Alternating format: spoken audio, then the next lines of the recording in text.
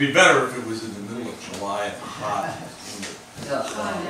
I want to thank Bob Geek and John Dower and all of my colleagues here at Smith's Castle for giving me the opportunity to talk about this murder that occurred near here almost a little over 350 years ago. I want to thank my wife Susan also, who has been very, very patient with me and helped me through the technical problems that I'm afraid may surface. And I want to thank my son John, who did a map that I got here. So he's very good at maps, and I got it. But I'm going to dedicate the whole talk to a woman named Sarah. If it wasn't for Sarah, I wouldn't be here to talk about this. She led me to this particular story. If you close your eyes a little bit and think about how hot it was just a week ago and what it must have been like here in this little settlement on Narragansett Bay in the 1670s, and the smells and the sounds that you would experience, the smell of the horses and the goats, and the sweat, the smell of sawdust, the sound of the goats, the sound of the bees and the insects and the flies and the manure, all of that stuff. And think about what it must have been like to be living here. And to be living here at a time of crisis, a time in which there was a real threat of civil disintegration and perhaps even open warfare between the colonies. And unfortunately, we have even another lawyer in the room now. So one lawyer can never make any money. You get two. All these guys in town. Think about what it must have been like. And we'll talk about murder and how a murder was investigated in the 1670s, but also how in this particular case it was frustrated and made much more difficult by the jurisdictional disputes between Rhode Island and Connecticut that were going on at this time. And the interesting thing as I was doing the research was that all of the papers that I looked at, for them almost all, dealt with records from Massachusetts, from Rhode Island, Massachusetts, and Connecticut that talked about who had jurisdiction over this particular area, and left out of that discussion almost entirely with the Narragansett people who lived here, who asserted their own jurisdictional rights just 5 years after this particular murder. So the title really is Justice and Jurisdictional Conflict in early colonial Rhode Island. And this was the epicenter of this. This is a picture that you see it out in the opening way as to what Smith's Castle, what this place might have looked like back in 1670 before King Philip's War, before the house was burned. It's a frontier settlement. There was more here in this area, however, than just this one building. There were other people here. And oddly enough, in a colony that had about 2,500 people, this was one of the bigger settlements. Oops. So this is the kind of building you might have seen. This is from the Plymouth Plantation area in Massachusetts, but this is probably what a house or a shop would have looked like on the King's Highway, which used to be the Pequot Path and now is Post Road. The King's Highway was the main thoroughfare, and I went right by here. And there was a man who had a shop, and his name was Thomas Flounders. And one day, into his shop came another man by the name of Walter Howes. Walter Howes, on July 11, 1670, walks into the shop, and these two men have words. They have a really big argument, and in the context of that argument, Howes is hit with a piece of wood of some size or other by Flounders, falls backwards, lands on the ground, and he's dead. We know all of this mainly because there was an eyewitness. The eyewitness's name may be known to most of the people in this room, Ottawa Updike. This man was everywhere. He was a 24-year-old guy. He was living up here. He moved up here. His father, oddly enough, Gisbert Optendike, had married Richard Smith Jr.'s sister down in New Amsterdam. And Gisbert himself had been involved in a murder case. He was accused of murdering his African enslaved servant in his house in a dispute over cooking biscuits, and was acquitted. So murder occurs, and I'm sure there are plenty of murders here over the thousands of years that human beings have lived here, but this is really the first murder that was ever investigated in Rhode Island. So who was this guy, Thomas Flounders, and who was Walter House? Thomas Flounders, whose name shows up in the records as Flanders, Flinders, Flunders, you name it, he got it. And this makes it difficult when you're doing research, because you never, you can do your Google search, but you might be off on something. Thomas Flounders was about Lodowick's age. He was 24, 25-year-old man. He lived in the Wickford area. He did have this shop.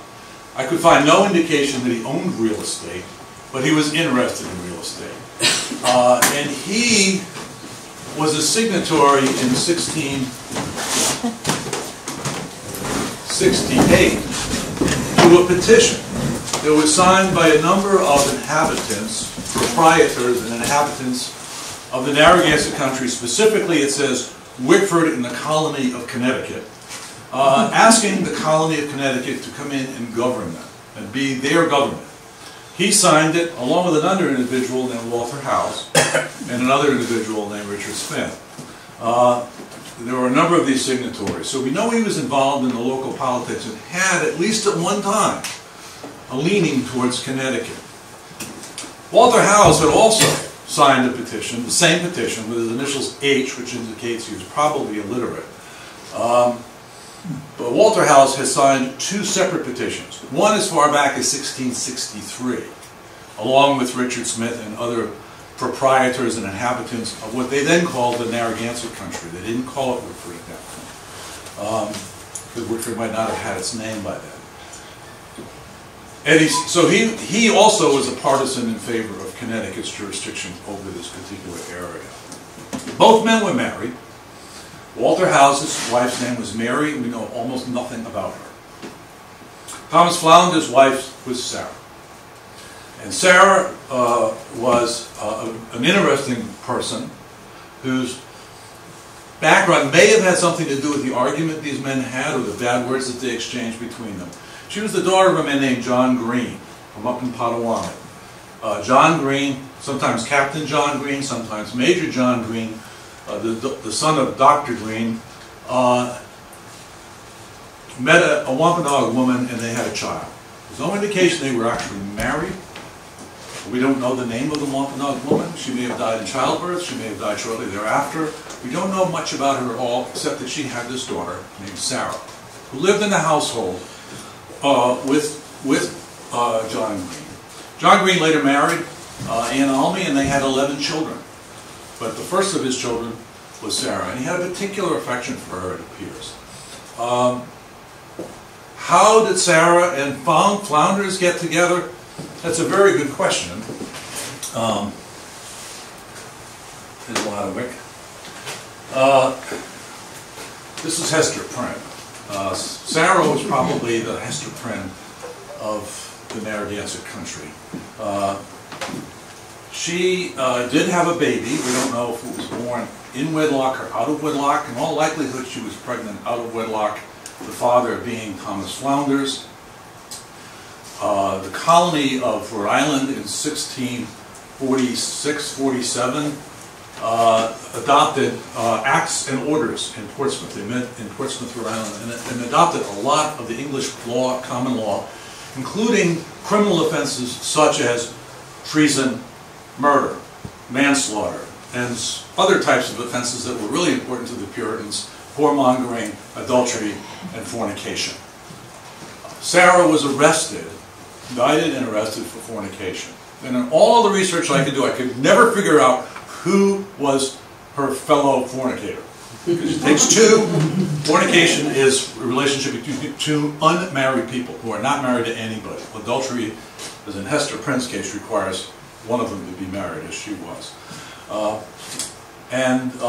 The law said that if you were convicted of fornication, you were subjected to 15 lashes or stripes for the first offense, or a fine of 40 shillings, which would be 2 pounds, which in today's dollars would be about $500 or $600, not an insubstantial amount of money. Second offense, double. She didn't show up in court. So they sent out a warrant for her. She didn't show up the second time. She didn't show up the third time. On the third time, John Green shows up and says, well, you know, there's some problems. There's a multiplicity of business. There's transportation issues, probably she was getting ready to give birth. But in that court record of 1668, Sarah is Sarah Green alias Flounders. So my conclusion is she got married, maybe at a shotgun wedding, but she was married to Flounders. And John Green was an important man. He was at one time a deputy governor of the colony, another time a commissioner appointed to deal with the boundary disputes with Connecticut. And when things got tough and they wanted to send a representative to England to discuss this with the king, he was one of the alternates to Joseph Clark. So he was an important person, and he came to the court and he said, listen, my daughter can't be here. I've explained why she can't be here, but I will confess that she's guilty of fornication. I will pay the fine. And he paid the fine, and she was free. And she didn't get whipped. So that is Sarah. These two men, Flounders and Walter House, also had a litigious nature. Both had been involved in lawsuits before the day of the murder. Samuel Gorton, a famous Rhode Islander, sued House over unlawful detenue, which basically personal property was supposed to be given back to Gorton and a confederate of his. It went to court. There was a mistrial. So House lucked out on that one. Insofar as Flounders, he had a lawsuit against the Narragansett by the name of Sawaganot. What that was about is not terribly clear, except that it was tied up into some discussion as to whether or not the Narragansetts and Niantics were planning an uprising against the English settlers. And that was discussed. Flounders had to go over to Newport, so did Sawaganot and Ninigret, to discuss this with the General Assembly, and the papers were just sort of filed away. So somehow or other got resolved. And that's the case with a lot of these. There's never a final determination. They just sort of they go over. So that's the background between these two men. Later, we learn that Howes had taken out and filed an oath against Flounders. Probably either an affidavit or a lawsuit that he was getting ready to file, and this happened shortly before the killing.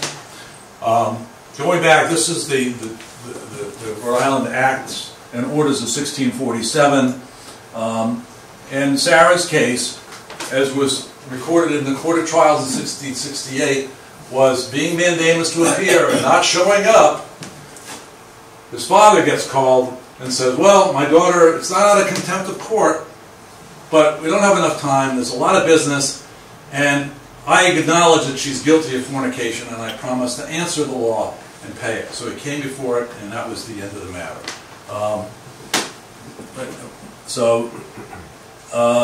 This all happens in the midst of, I call it, this land is my land, this is not your land, the jurisdictional dispute with Connecticut. We would have thought that by 1663, when John Clark got the charter from King Charles, that the boundary line issues would have been resolved, and that isn't the case at all. Connecticut had its own charter, and it listed one of its boundaries as the Narragansett River. They interpreted the Narragansett River to be Narragansett Bay. Rhode Island said, no. The Narragansett River is the Pawcatuck River. That's the river we're talking about. And it became a huge issue between these two colonies as to who had jurisdiction over this area. And if you look at a map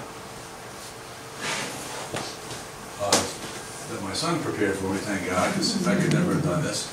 Here's Rhode Island. Massachusetts, as our guest from Solms might know, Massachusetts was claiming a good part of the East Bay as part of within this jurisdiction. Connecticut was claiming that its jurisdiction went all the way to the Narragansett River, or Bay as they called it, which doesn't leave much left other than Providence and Newport and Portsmouth as to being what Rhode Island would be. And this is the Pawcatuck River, you see. And our view was that this is where the boundary line should be. Connecticut said what is now Westerly and what is now Misquamicut were part of Stonington. So you've got this dispute going on, and there were letters going back and forth, and there were wonderful letters saying, you know, how bad you are, and sign you in brotherly peace, you know, and best wishes, you know. We love you guys, but, and it got nowhere. So Rhode Island, the General Assembly under Benedict Arnold, appointed a number of commissioners, actually people to instruct the commissioners. Don't have any pictures of Benedict Arnold. This is the good Benedict Arnold, the Rhode Island Benedict Arnold, but he was so good, he was elected governor 3 times after we obtained our charter. And he appointed Roger Williams and John Green and some others, Joseph Torrey, and Mr. Easton of the East Bay, to come up with instructions for their commissioners. And they appointed the commissioners to go, one of them being Torrey of Torrey Road down in South Kingstown, and Easton, to go and to treat with Connecticut, meet them in Stonington to discuss the boundary line issue. The governor of Connecticut, they had more money so he gets a picture, Governor John Winthrop, and he appoints his own commissioners to treat, including a guy named John Allen. And if you drive down to Mystic, you'll see Allen Street, you know, there's a sign. That's the John Allen. John Allen, Governor Winthrop's son, and another gentleman were appointed to be the commissioners for Connecticut to discuss the boundary line. And they got pretty extraordinary powers because they could instruct constables and high constables to do certain things. They met and they decided, I think wisely, let's not talk about stuff. Let's do it in writing. So we know precisely what you're saying. And they went back and forth in writing over this boundary line issue, and neither could dissuade the other from which river was the Narragansett River, in truth. So they got really nowhere. This is in March of 1670, just a few months before Thomas Flounders kills Walter House. June comes along, and there's a huge flurry of activity, which involves warnings, warrants, and arrests. The Connecticut authorities appointed a guy named Frink to be sort of the sheriff to go out and warn everybody in the westerly Stonington, Misquamicut area about going to a meeting. And at that meeting they would learn about Connecticut's jurisdictional rights and their administration of government over this area. The Rhode Island heard about this and said, no, you can't do that, you can't come in here. And they appointed, Tobias Sanders appointed his own sheriff to go in and arrest Mr. Frank and anybody who was getting in the way of the Rhode Island authorities. So they did. And the 2 constables each got arrested, one by Connecticut, one by Rhode Island. They were brought to court, posted bond, promised that they wouldn't do it anymore, you know, la la la. And that was sort of the beginning of June. As June went on, the Rhode Island authorities in Newport learned, mainly through its people here in Wickford, Mr. Mumford, Jira Bull, whose garrison was down in Middlebridge, reported to the governor that Connecticut is going about to erect a court in Wickford. And they were going to basically set up government with a courthouse, a court system, and to declare Wickford and its residents under the government of Connecticut. And most of us, I think, know the legendary story of how Wickford got its name. We got it from Governor Winthrop's wife when she was visiting here with Richard Smith. Smith, being a consummate politician, said, "Oh, do you like it here? Oh, it reminds me of my hometown. Where's that? Wickford. Well, we'll name the place after Wickford in England." Constable Thomas Mumford. Every time I see a red Mumford truck go by, I think of this. Thomas Mumford arrests a Connecticut agent on the King's Highway. The agents from Connecticut, a guy by the name of Eldridge in particular, and Cole. Eldridge and Cole were riding along the King's Highway notifying or warning the residents that they should go to a meeting at Captain Hudson's farm in his barn. He was going to have a meeting to discuss this new government and the court and all this good stuff, and they should go. Well, Mumford didn't like that idea so much, so he arrested them and took them to Newport. And then they got to sit there. Well, Connecticut didn't like the idea that Rhode Island was arresting its agents on the King's Highway, and of course they always invoked the name of the King and His Majesty. And as this is unfolding and all this stuff is happening, Governor Arnold says, you know, let's have a big meeting. And he convenes the Rhode Island General Assembly, over 32 men, all men of course, back then, 32 men out of this tiny colony met in Newport to discuss what are we going to do about Connecticut. And the topic, the item was to take care for the present defense against violent intrusions and invasions upon liberties of Rhode Island's colony in the King's province by Connecticut. Okay? They decided, well, this is what we're going to do. Letters don't work, meetings don't work, arresting our constables and your constables isn't working. We're going to go right to the King. We're going to send someone to the King and to discuss it. And they voted on that. That was going to cost money. And each of the towns, Providence, Newport, Warwick, and Pettaquamscut, were assessed varying amounts to support the cost of this. Yes, Martha? Was it called Rhode Island, or was that what the name, Rhode Island? Under the charter, it was Yeah. Rhode Island and Providence Plantations. Oh, There was so even more to was. it than Okay. that. Yeah. I'm just saying Rhode Island because it's Okay. in London, there were New Haven, they were all little mini colonies, and they would just absorb them. They even tried to take part of Long Island. Who would want it, but they did. So they met and they voted to send Governor Benedict Arnold to England to meet with the King to get this boundary line issue straightened out once and for all. And this was a sort of a threat to Connecticut. You know, we're going to go tell Dad about this. In case he couldn't make it, there were two alternates. One of them was Clark, who had really was responsible for the 1663 charter and how it was written and a lot of the protections that we had. And the other alternate was John Green. So it just goes to show you how important a man he was in the picture. So they decided to do this, but there's no indication that I could find that it actually happened. Because very shortly, right after June 29th, we go into July. And what happens on July 11th? There's a hue and a cry. Murder. There's a murder in Wickford. And there's a hue and cry that goes out. Now, I've heard that, you know, we use it colloquially, as a hue and cry. This was a real legal deal. Under the English common law, if a crime was committed, if someone stole a sheep, as in this tapestry, or killed someone or robbed somebody, the public, the citizens, whether they be the clergyman or the little boy or the squire on horseback or the farmer, they were obligated by law to chase after him, to find that person and bring that person to justice. And if you didn't, if you said, I couldn't care less, you yourself could be subject to criminal liability. So it was a huge deal when the hue and cry went out. In this case, that's what Connecticut did. They said, we're sending out a hue and cry. And the Rhode Island people did the same thing. And the question was, okay, who's going to catch this guy? Who's going to arrest him?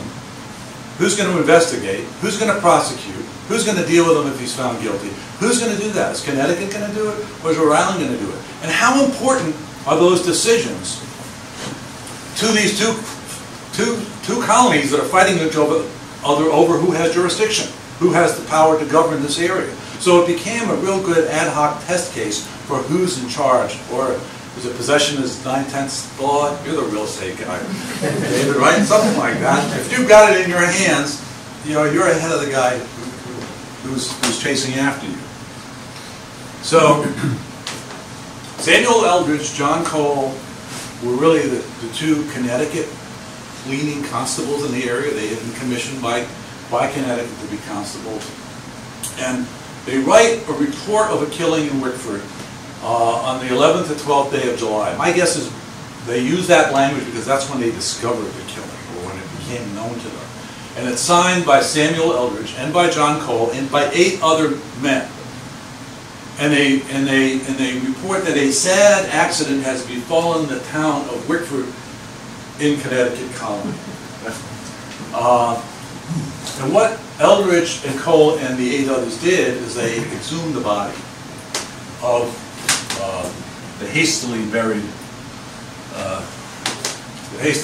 Walter House. His corpse was exhumed, and the cause of death was attested to by all the signatories. Now there's 10 people. You got Cole, Eldridge, and 8 others. It's not quite 12. It's not quite a coroner's jury, full amount, but it's pretty close. They dug up this body. Now keep in mind, this is July. The man's been killed. He's been buried. He doesn't have a casket. There's no Fagin Quinn, no Cranston Murphy funeral home. This guy's just stuck in the ground, and they dig him up after they find out where he is. Not clear who actually buried him in the first instance. And they laid him out and looked at him, and they said, yeah, he's got a hole in the forepart of his head, and several other bruises, most importantly one on his left arm, and then there's a bruise on his back. And these wounds were judged to be the cause of death. So really what had happened was the Connecticut authorities had conducted their own coroner's inquest. Well, that's good for Connecticut, but what about Rhode Island? What are the folks on the other side of that? This is, by the way, a coroner's jury in Ireland in the 1800s, but it shows you the corpse laid out, and all these distinguished-looking gentlemen, about a dozen of them, are looking at it to determine how did poor Mary die. But that would have been a little bit more rudimentary here in Wickford, probably done in the shed.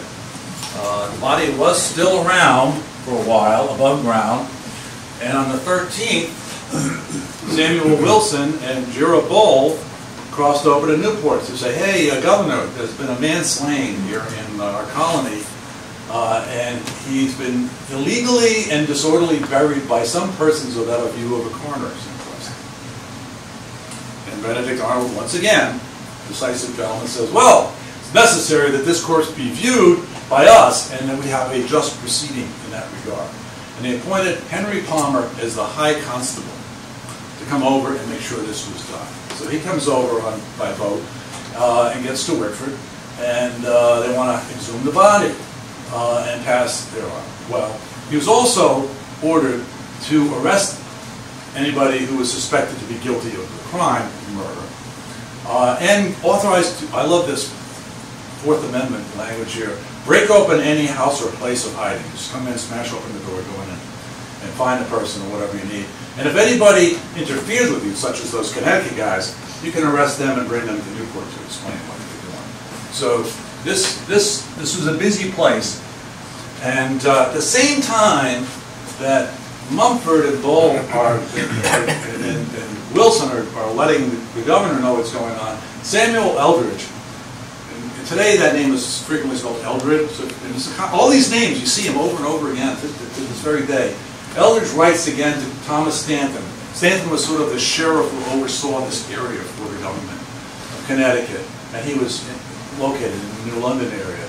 And they complained that Wilson, Bull, and Thomas Mumford with his black staff, you can imagine, he must have been a big guy, you know, he's lumbering out with his black pole of authority, you know, hey, you're under arrest, you know, come with me.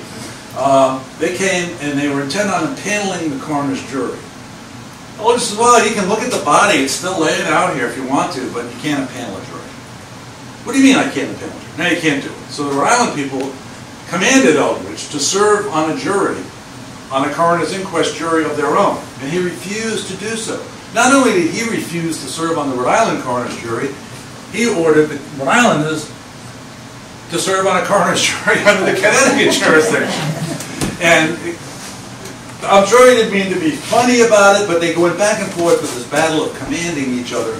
And he writes to Stanton, so there was a mighty commanding on both sides, and a mighty threatening of carrying off to jail, insomuch as that neither party could get 12 men on a side. So they couldn't get a jury. But he says, but if you want to look at the body, you can. And then he shuts the doors to the building, the shed or whatever it is. It must have been right in there. So they shut the door, and then they reburied the corpse over the protest of the Rhode Island people. So what about this guy Flounders? Where is he during all of this? Well, Eldridge says, we've looked all over for him, but we can't find him. And by the way, we need more people. We are short of men. We got all these Rhode Island people giving us a hard time, and we're in greater peril than ever we were and likely to be in worse. They see that this jurisdictional effort on the part of Connecticut was sort of wasting away with what's going on. Meantime, on the 15th, a few days after he came over here, well, 4 days after the murder, High Constable Palmer returns to Newport with 3 prisoners. 3. Not 1, not 2, but 3. 2 of them are Mr. Cole and Mr. Eldridge, the constables. He brings them with him, and the prime suspect, Thomas Flounders.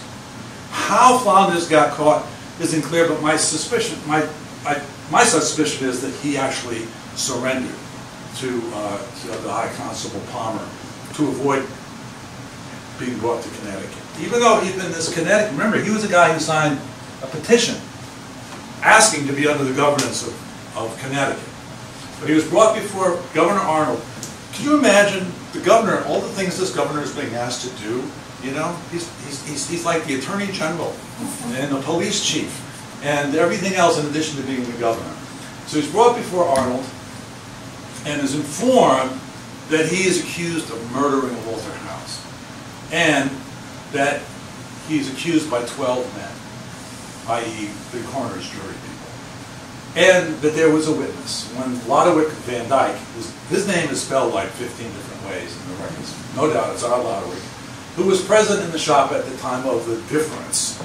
I like that phrase. Flounders was asked if there was any scuffling, and he said, listen, House came into my shop, and when he was leaving, he gave me very bad words. What kind of bad words did he give him? But he repeats this in the course of this interrogation. Now keep in mind, he doesn't have a lawyer. You know, there's no ACLU, there's no Constitution, no Bill of Rights, there's none of these protections we have today. He's just sitting there answering questions and digging his own grave in the process. What's the reason of your quarrel? Well, it was about some bad language. One thing he says is Flounders had taken an oath against him in Warwick before the deputy governor, okay, who at that time was not John Green, it's a different person, and that there was a discourse between them. So a lawsuit is in the works, as well as bad language. But then, on leaving, he provoked him with some other bad language. Maybe he said something about his wife, you know, and her experience. Maybe something about having changed allegiances between Connecticut and Rhode Island. It's not quite clear. But they did have a heated argument, obviously. And on July 14th, there's a letter from this Stanton, the sergeant guy in Connecticut, to John Allen, one of the commissioners for Connecticut, saying, we can give you no further information concerning the murder other than it was about a piece of meadow and an old grudge between them. So, piece of meadow doesn't sound like much. There's no indication in the land evidence records that we can find today that these men owned any real estate, although they could have been destroyed during the Phillips War. Very likely they did. But a piece of meadow here was a pretty valuable commodity. The land is not good. You look around here. What do you got? You got swamps, you got water, you got marshes, you got boulders, glacial terrain left over from the last ice age. Not a lot of good stuff around here. So a good piece of meadowland might have value, and if there is a competing title issue, then that could get people pretty heated at the time. So that's coming from the Connecticut people. Well, why did he hide from Connecticut? Well, he was asked. Arnold said, why did you hide yourself from the authorities? And he says, well, I heard that Eldridge, the constable, and some others were out to catch me. And he was loath to go whither they intended to take him, which he was informed was toward Connecticut. He didn't want to go there. Maybe he felt he was going to get a better shake here in Rhode Island. Maybe because his father-in-law was John Green. Maybe he changed his allegiances. But after being examined, the council, with the governor, ordered that Flounders be committed to closed prison until the next general court of trials. Closed prison means he's locked up in jail, no bail, to await trial, which was going to be in October of that year. So he's going to spend the rest of the summer and the early fall behind a door like that one, which I understand is intimidating. So what about the constables, these two other guys that were brought over by Henry Palmer in Newport? The council questioned them as well. And both men they were interested. They were loyal Connecticut guys. Eldridge said, yes, I did. I did all those things. I did this, I did that, and I did it because I was authorized by my government in Connecticut. I was just following orders from them, and I'm proud of it. And they said, okay, well, you know, you can wait in jail until your trial unless you can post 20 pounds bond, which he did. And he was released on his promise that he would, you know, stay away from any incendiary activities over the boundary issues, which he didn't quite. Cole, on the other hand, was told he would be jailed unless he came up with 20 pounds. He didn't have the money. And they said, sorry, you sit in jail. And he was ripping. He said, listen, my wife is ill. If my wife dies while I'm locked up here, I'm going to use every ounce of my willpower, every shilling that I own to come after you guys. So there's no indication that Cole actually got out until the Court of Trials met. Well, news of all of these events in Newport traveled fast to Connecticut, and Connecticut's General Court learns that Cole and Eldridge have been seized, so they appoint Samuel Cheeseborough to be Constable Pro Tempore of Wickford, and they empowered him to apprehend Wilson and Mumford and those guys, arrest those guys, but to avoid all hazard of shedding blood. And this, interestingly enough, is a relatively common phrase. Both the Rhode Island authorities and the Connecticut authorities said, listen, you can do all these things, but if it's going to come to bloodshed, back off. And then they said, here's a pre-prepared proclamation for you to read instead of shooting people. So, and they also wanted Rhode Island to know that Connecticut's authority will not be baffled. So they're still fighting. Now we're in July. There's a dead body. There's a trial coming up. And they're trying to get their act together. And into the midst of this, one of the minor heroes in the story is Captain John Mason. John Mason was a leading citizen of Connecticut until his death in 1672. He had been a soldier during the Pequot War and was credited, I'll put it in quotes, with being the person who attacked the Pequot fort and burned it to the ground, massacring the inhabitants in the process, but winning the war. He'd been a deputy governor. He'd done a lot of things. He was a founder of the town of Norwich, Connecticut. And they put up a statue there, and it's a swashbuckling-looking guy. You gotta say, it looks like he knows what he's doing. And he had been commissioned to talk with Roger Williams that summer of 1670 to try to see if the two of them could come up with some way they could resolve the boundary line dispute. And he said, I met with Roger Williams and others of his sect to discuss this. Clearly, the Puritans were not happy with Williams' approach to religion, but nevertheless, they respected each other. And he wrote a letter to John Allen, and it's a really interesting letter. And he says, I'm apt to personally I believe that Connecticut rightfully owns the Narragansett country, that's ours, and it belongs to us. But is that really a good thing?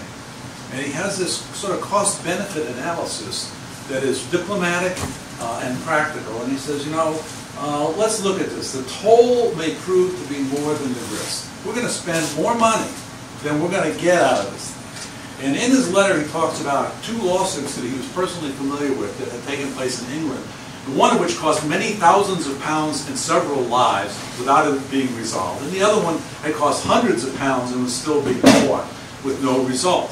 So do we want to go to litigation? Do we want to send our people over to England to counter the Rhode Island authorities and their missives to the king? No, but even if we win, we might only gain that, which is a nothing or worse than a nothing. He talks about Rhode Island, for the most part, being a barren place with piles of sand and rocks and swamps. Not a good place. Sort of like this piece of Beto analysis. And anybody's familiar with that part of Rhode Island, particularly, that's true. We got some beautiful land for growing potatoes and turf, but we got some really lousy land. But even more than the land, what about the people? They're ungovernable. They're ungovernable to either civil or ecclesiastical authority. They're just, you can't govern these people. So what do we get even if we win, we lose? And I think it's a pretty good argument. And anybody looking at Rhode Island today would probably agree this guy was centuries ahead of his time. So he has this, and this letter is written in August, while Flounders is sitting in prison waiting trial, while these other guys are waiting for the disposition of their constable versus constable disputes. And he writes this, and my supposition, my conclusion is, this letter was convincing to the Connecticut authorities in giving them the ability or the wisdom to sort of back off enough and let things run their course. At least let's not start shooting each other over this. So the trial date approaches. Flounders is still in jail with no Bill of Rights protections. The authorities in Newport decide to deliver several summonses to Mary House. They call it the relic, R-E-L-I-K, which means basically the widow of the deceased. And they give her the summonses to serve on witnesses. And Perhaps it's because they didn't want to send Jira Bull and Mr. Mumford and those guys back into battle, risk getting arrested, so the poor widow's going to do the job. Well, she gets the summonses, and a Captain William Hudson, who owned property in Petaquamsket area, the Wickford area, was a Connecticut ally, but apparently also was from Boston. William Hudson met with her at her house in Narragansett, and he took the summonses from her. You know, he ended up summons harvesting them and taking them away, and no one knows what happened to them. But one guy named John Porter of Petaquamsket was summoned, and he didn't want to come. Instead, he wrote a written declaration or affidavit of what he knew. Apparently, he had conflicting ones, and they couldn't figure out. We got these two different conflicting affidavits. Which one is true? We need to have you here. So they appointed a constable to go and grab him and bring him back. They did this the day of the trial, which was kind of late in the game. It's not clear whether he ever showed up in court. But that's how that kind of justice was done, by delegating process serving upon the widow of the deceased. On October 19th, the Court of Trials met in Newport. This must have been a huge event, because it wasn't just one trial, it was multiple trials. It wasn't just criminal cases, there were civil lawsuits that they were dealing with at that time as well. They impaneled 12-person juries, all men of course, and there were several juries that were impaneled. Some of them, the same individual might, Mark Burnham might be on jury number 1 and jury number 4, Dave Megan on jury number 2 and jury number 6, but they had lots of them.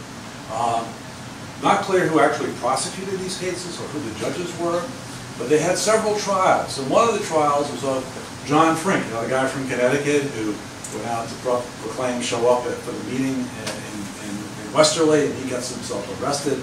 Samuel Eldridge, John Cole, they're all brought in for their trials. And all three of them, after hearing it, and essentially they're saying, yeah, okay, we did what you said we did, and we won't do it again. We're released on bond with a promise to refrain from exercising any more authority on behalf of Connecticut. And they were let go. And that seemed to be the end of that. Meanwhile, they appointed Edward Richmond to go find Mr. Porter, and they get a vote for him, and they get guys to help him. All these people end up getting paid, or putting in bills to get paid for what they do. And I think this is probably a pretty good depiction of what the court would have looked like. And keep in mind, this is 1670. It's not the Newport County Courthouse where Clauson Bulow had his trial, or the Providence County Courthouse, or our federal court, which is beautiful. It's a very simple affair. Rules of evidence were next to none. And Mark, if you have any add-on, then let me know. Procedures were pretty simple. The accused was really, the general rule was, okay, you've been charged with this in the indictment, tell us why you're not guilty. That's pretty much how the procedure went. And this is how it went for the trial of Thomas Flounders. We don't know if he had a lawyer. He probably didn't. As Mark mentioned the other day in his really good discussion about it, there were really no trained lawyers, trained trial lawyers around back then. Who were the witnesses? We can imagine Lodewick Updike probably was there. Widow Howes probably was there. What did they say? We don't know. What were the exhibits that were used at the trial? We don't know. There's no transcript, no video. Likely the corpse remained where it was interred.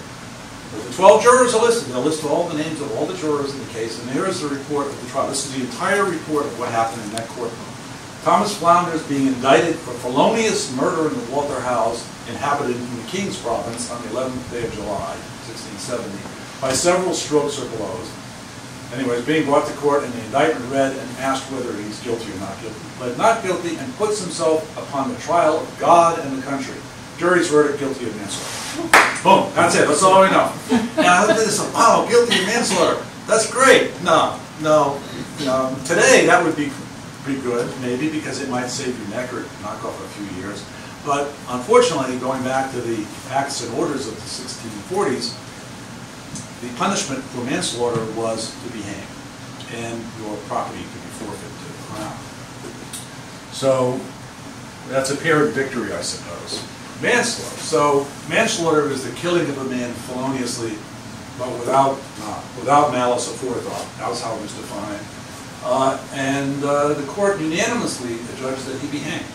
I guess the jury passes on this. They all said, yep. And not only hang, but this is when, November 2nd, between 9 in the morning and 2 in the afternoon. So everyone will know when they could be there in Wickford. That's not the end of it. I mean, today, this case would languish on death row for years and years as it went up through the appellate process and the motion for the trial process and my lawyer wasn't good enough process. But Connecticut tries to intervene.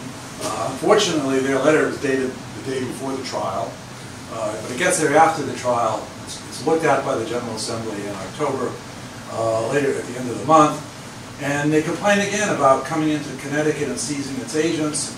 That Flounders has fled with you, and our hue and cry is out for him. They're still looking for him, even though they know where he is. The hue and cry is out there, so we're the ones entitled to have him. We want him safely conveyed into our jurisdiction to be secured to a legal trial. And being nice at the end, but that's just but a neighborly duty. So that was too late. It wouldn't have helped him anyways. I'm sure the Connecticut authorities would have found a way to hang him. And they meet on the 26th. This is when they go over the letter, but they also address the closest thing to his appellate rights in the body of laws at the time was a passage that said those who were found guilty of death would be reprieved until the next court, meaning you're not going to get hanged, at least until the next court. But the General Assembly said, well, this is what that really means, is that it gives the court the freedom in the event the judges see a cause or reason to set aside the verdict. That's really the appeal right. And then if they see cause, they can issue a reprieve. But it doesn't prevent them from going ahead and hanging, unless they see good reason not to. So that was his last-ditch effort, and he was hanged. Probably with something like this, I gather.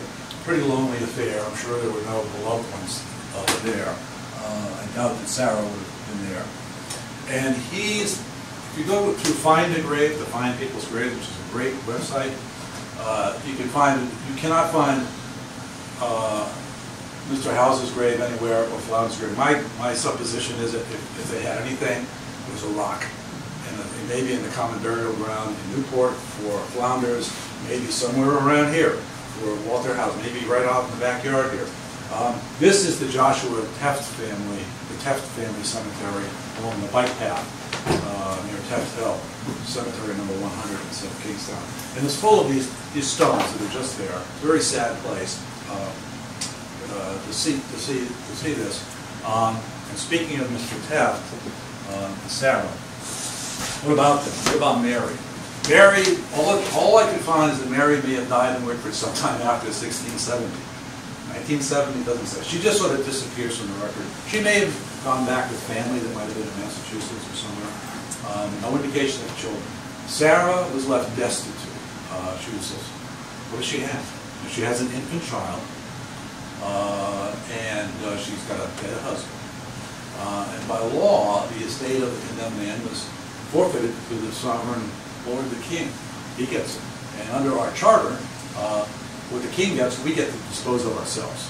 Okay, so Rhode Island was entitled to take whatever it was that Flounders owned and use it, mainly to pay the cost of the constables, the ferrymen, the boat people, the horse people, all of the expenses, the jailer, all of this had to be paid, such as defraying charges that have necessarily arisen in and about apprehending, imprisoning, trying, and executing Thomas Flounders. Probably had to reimburse the rope maker for the rope. So, and that was all done. So what about Sarah? What recourse does she get? Well, John Green, once again, steps in on behalf of his daughter, and he has a petition brought, even before the hanging. This is like in October. He and another man from Newport filed this with the General Assembly, and the General Assembly looked at it and agreed. And commiserating the solitary, this is so sad, solitary and poor estate of Sarah, the late wife of Flounders, we give all the remainder of the estate to said poor widow for her relief and comfort and out of her poor infant, who had to have still been alive at that point.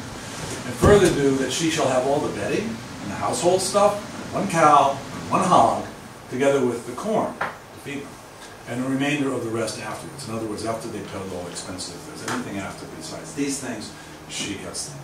And that was it. That was what's left of Thomas Flounders. 10:51 a.m. Okay. We're going to be question time. So Sarah didn't live much beyond this. The child, the infant, probably died. We do not know the child's name, gender, anything, and likely died. But within 2 years, she remarried. And she married a farmer from Pettiquanska named Joshua Teft. And I found Sarah through Joshua, actually. And Sarah led me along to Flounders. And she married Joshua Teft, and in 1672, they had a child named Peter. And she died in childbirth, probably of childbirth fever. Then in 1676, during King Philip's War, Joshua Teft was captured by Comanches warriors. He was at the Great Swamp during the fight and massacre. He fought with the Narragansetts, killed the Connecticut captain, and later was captured by the Providence militia in a skirmish up near Cranston, taken to Roger Williams, interrogated, sent to Wickford here for a court-martial, found guilty of high treason, and hanged, drawn, and quartered. So Sarah had the misfortune of burying 2 men in her life, both of whom were executed, one by hanging, one by being hanged, drawn, and quartered. So she led an interesting life, to say the least. And she got a gravestone. Unlike these other individuals, there is a gravestone for her. At one time, it was read as 1642. It's actually 1672. If it was 42, it would be the oldest inscribed gravestone in the Bible. But it's still really, really, really old. If you think you have a bad day, just think of Sarah. She had several of them. Thomas Flounders' place in history. I've just got 2 slides left. He was the first person in Rhode Island to be hanged. That's important for him. 47 others followed. Interestingly, 32 of them were pirates, 9 were murderers, and the other other felons. I don't know what they did, but it must have been pretty bad. But the last execution in Rhode Island was in 1845, which was a long time ago. During the know-nothing, anti-Irish, anti-Catholic time frame during the Irish famine, John Gordon was convicted of murdering Amasa Sprague, and he was hanged. And it was a very controversial case at the time. Thomas Dorr escaped execution, even though he was guilty of treason. So this was a big deal. And then Rhode Island abolished the death penalty in 1852. That's a long, long time ago. So we haven't had a lot of people hanged in this state. By 1728, the Pawcatuck River boundary line issue was resolved in Rhode Island's favor.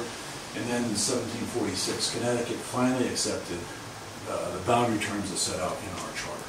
And there were a little wrinkles after that, but that was it. So, in closing, there's a lot of what-ifs. You know, one of the good things of reading history is you get to ask, well, what if? What if this had happened? What if that had not happened? What if Henry VIII had had a son? You know? He'd be a Catholic. So what if Flounders had turned himself into Connecticut? And they could say, yeah, we've got this guy. We've exercised jurisdiction. That's why we should, go to the king with that. Hey, king, listen, we're doing this. What if the hue and cry had resulted in his apprehension by Connecticut people? What if Connecticut actually succeeded in setting up courts and governments here in Wickford? What if Governor Arnold and the Rhode Island Assembly had acquiesced, backed off and said, yeah, you can have it, but we're not going to fight you about it, or just sort of gave up, didn't do their job? What if Palmer and Bull and Mumford and the other constables had shirked in their duties and just let themselves be walked over by these Connecticut people? What if people like John Mason hadn't taken that intellectual time and energy to really analyze what's going on here and come up with a rational approach to things? What if? And those are questions that you can ask about anything today, whether it's the Ukraine or our economy or our electoral process or whatever. So that's it. And any questions you have in the remaining couple minutes I got, whatever, that's fine. That's good. Any questions? But the people who lived around here think they lived in Rhode Island, or did they think they lived in Connecticut? Some of them. That's a great question. I think if you were to ask, Mr. Mumford and his black staff, he'd say, I live here in Wickford, and his trucks are still driving through the town. I can already see when I think of it. It's great. Or Giro Bull, his property was down on Pettiquanska River in Millbridge. There's hiking trails through there, Connecticut, you go on. They would have said, no, this is Rhode Island. They were Rhode Islanders. But if you were to ask Samuel Eldridge and Cole, they would say, no, it's Connecticut. And keep in mind, at the same time Connecticut's saying, this is our land, we've got Boston Neck Road with Boston Neck and property owned by the Atherton Company in Boston that was buying up and mortgaging, and really trying to control lots of the land. So there were different entities who believed that they had the right. So yeah, I mean, it could very easily be that today the flag that we have over our town hall in Wickford would be a Connecticut state flag. It could have very happened. So I think you had a mix. So you had this, and maybe the falling out between Flounders and Howe's was over this political civil government issue, which must have been hugely important. So yeah, so I think it depends on who you ask. It's just like asking, are you a Republican or a Democrat in Rhode Island? Are you a Yankees fan or a Red Sox fan? Around here. Any other questions? Yes, David. Yeah, Jim, tell us the extent of your research. In other words, how far away did you search? Yeah, that's a great question. And that's my wife Susan, because I'm the one who would say, I'll see you later. What I found most valuable, and you can actually, find it online, you can search hard enough, are the colonial court records, okay, in several volumes, and they're indexed really well, even with this spelling problems. And they were very helpful because the Rhode Island colonial records contain a lot of Connecticut stuff, like letters from Connecticut and to Connecticut. So you get that.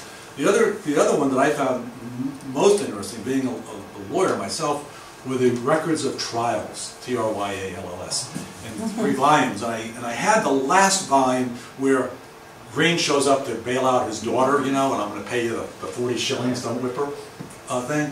But I could never find out, where's the indictment? Who's this guy?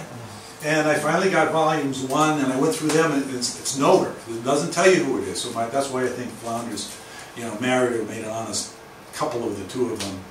And the irony of this is here's Sarah, and probably in her 20s. Flounders was like 25 when the murder took place. Being charged with fornication, and her dad steps in and says, "Listen, I'll take care of all this. She's guilty. I'll pay. Do whatever you want. Just don't whip her." His daughter was probably the result of a liaison between an unmarried man and an unmarried woman.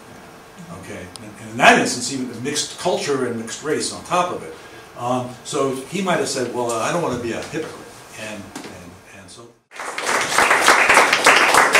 I want to remind everyone that Jim's entire article is on our blog in 3 parts. So you can read the entire article if you want to get some of the more details that you would not be able to give in a presentation like this. But what a great presentation. Thank you so much. If anyone wants to, I can actually email you the article. It's easier because it's free. It's a little backwards on because it's in installments, it comes a little backwards in the Chronicle. If you just give me your email address, I'll be happy to email it to you. Okay. Thank you. Thank you.